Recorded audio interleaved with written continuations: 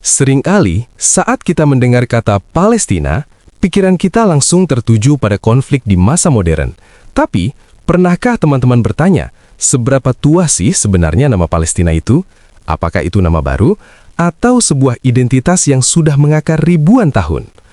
Hari ini, kita akan membongkar fakta sejarah yang menakjubkan. Kita akan melihat Palestina bukan hanya sebagai wilayah konflik, tapi sebagai sebuah peradaban tua yang kaya raya. Assalamualaikum Sobat Sejarah. Di bulan yang suci ini, POV Sejarah hadir menemani waktu jelang berbuka Anda. Bersiaplah, kita akan menyingkap tabir waktu dan menyaksikan langsung jejak peradaban dunia. Teman-teman, faktanya, nama Palestina atau dalam bahasa Yunani kuno disebut Palestine dan Filastin dalam bahasa lokal bukanlah nama kemarin sore. Nama ini sudah terdokumentasi sejak akhir zaman perunggu, kira-kira 3.200 tahun yang lalu. Bayangkan, sejak tahun 450 sebelum Masehi hingga tahun 1948, nama inilah yang secara konsisten digunakan dunia untuk menyebut wilayah antara Laut Tengah dan Sungai Yordan. Sejak zaman kuno, wilayah ini memang punya banyak nama, seperti Jahi, Retenu, atau Kanaan. Tapi akhirnya semua nama itu berganti dan bermuara pada satu nama yang paling umum dipakai, Palestina. Ini berlaku di masa Romawi, Bizantium, hingga masa kekhalifahan Islam. Nah, ada satu hal penting yang perlu kita luruskan. Seringkali di Barat, sejarah Palestina diajarkan hanya sebagai sejarah wilayahnya saja, seolah-olah tanah itu kosong.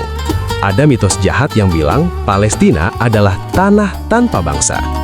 Sejarawan Profesor Nur Masalah membantah keras hal ini. Faktanya, bangsa Palestina adalah penduduk asli atau pribumi yang akar sejarahnya tertanam sangat dalam di sana. Identitas mereka sudah ada jauh sebelum gerakan nasionalisme modern muncul, dan pastinya jauh sebelum kedatangan pemukim Zionis. Seperti kata filsuf Friedrich Nietzsche, sejarah itu tergantung dari kacamata siapa kita melihatnya.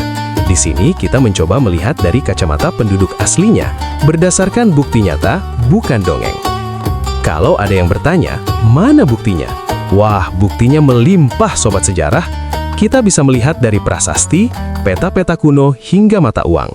Di masa kekhalifahan Umayyah dan Abbasiyah, banyak sekali koin yang dicetak dengan jelas bertuliskan nama Filastin. Bahkan dalam naskah-naskah kuno dari Kairo Menengah, wilayah ini secara resmi disebut sebagai Provinsi Filastin.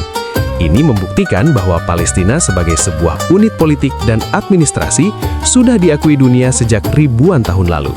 Jadi ini bukan dongeng ya, ini fakta empiris di lapangan. Satu lagi yang menarik. Jangan bayangkan Palestina kuno itu isinya cuma gurun dan suku-suku nomaden ya. Sejak zaman perunggu awal, sekitar 3.200 SM, Palestina sudah mengalami proses urbanisasi atau pembangunan kota yang canggih. Kota-kota seperti Jericho, Gaza, Yerusalem hingga Megiddo sudah berdiri megah lengkap dengan benteng, istana, dan sistem tata kota.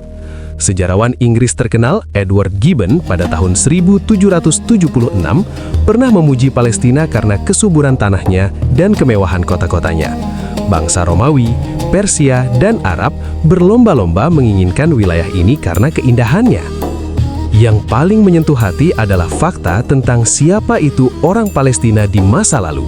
Sebelum politik memecah belah di abad 20, menjadi orang Palestina itu sangat indah dan beragam. Bangsa Palestina atau Sya'ab Filastin mencakup semua orang yang tinggal di sana. Muslim Arab, Kristen Arab, dan bahkan Yahudi Arab, penduduk asli. Sejarah Palestina ibarat rumah dengan banyak ruangan. Ia multikultural dan majemuk. Istilah Biladuna Filastin atau negara kami Palestina adalah ucapan yang menyatukan mereka semua sebagai penduduk asli yang mencintai tanah airnya. Jadi, Sobat Sejarah, kesimpulannya jelas, Palestina bukan sekedar nama di peta modern. Ia adalah warisan peradaban, identitas yang hidup, dan rumah bagi penduduk aslinya selama ribuan tahun. Memahami sejarah ini penting agar kita tidak terjebak pada narasi yang keliru. Palestina adalah tanah tua dengan cerita yang luar biasa kaya. Terima kasih sudah menyimak perjalanan sejarah hari ini. Jangan lupa like, share, agar semakin banyak yang tahu sejarah. Sampai jumpa di episode berikutnya. Assalamualaikum warahmatullahi wabarakatuh.